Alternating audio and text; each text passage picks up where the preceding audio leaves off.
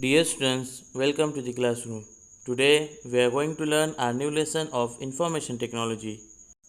In previous lesson we have learned about storage capacity, and in this video we will learn the lesson number 7, Introduction to Microsoft Excel. Dear students, Microsoft Excel is a popular spreadsheet based program that helps you to perform calculations and organize data in an easy and concise manner. It comprises many built-in features which can be used to carry out repetitive and complex calculations that can take hours, even days, to complete manually. Starting Microsoft Excel. Before creating or opening a worksheet in Excel, you need to start Microsoft Excel. To start Microsoft Excel, follow these steps. Number 1. Click the Start button and then click All Programs. Number 2. Click Microsoft Office and then click Microsoft Excel. The Microsoft Excel window appears. Microsoft Excel window. Microsoft Excel window has different parts such as title bar, ribbon, quick access toolbar, status bar, and so on, which are common to most Microsoft Office applications. The parts of the Excel window that are specific to the Microsoft Excel are Worksheet, Workbook, Cells, a range of cells, Name book, Formula bar, Sheet tab, and Tab scrolling bar. This section discusses only these parts of the Excel window. Worksheet and Workbook. Worksheet is the area in which you do all the work. You can enter data and edit in a worksheet. Individual worksheets, when combined together, are referred to as a workbook. By default, a workbook in Excel contains 3 worksheets.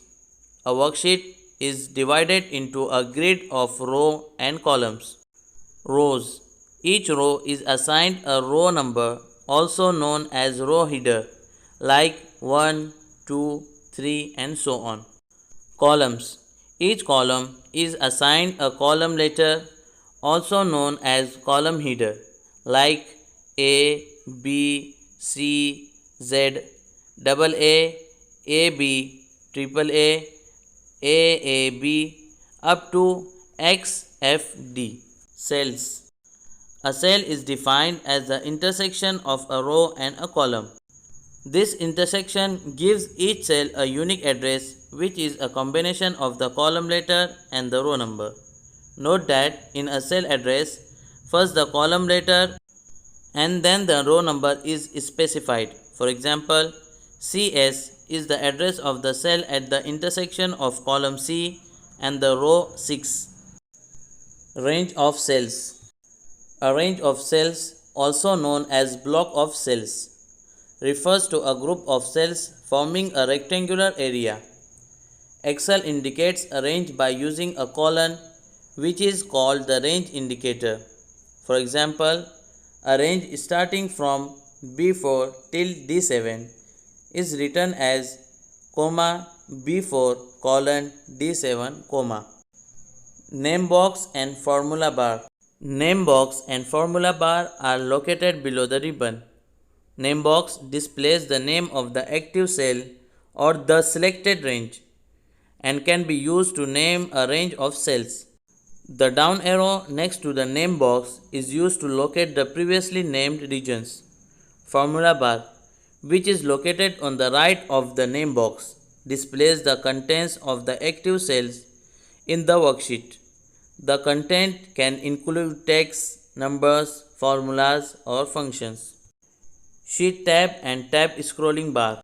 Sheet tab is located at the bottom of the Excel explanation window. This tab displays the list of sheets, sheet number 1, sheet number 2, sheet number 3, and so on.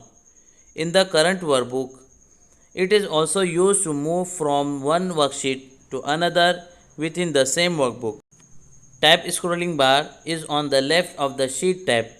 It allows you to scroll more quickly and easily when you have many worksheets in a workbook. So dear students, in this video we have learned about the window of Microsoft Excel. So watch the video carefully.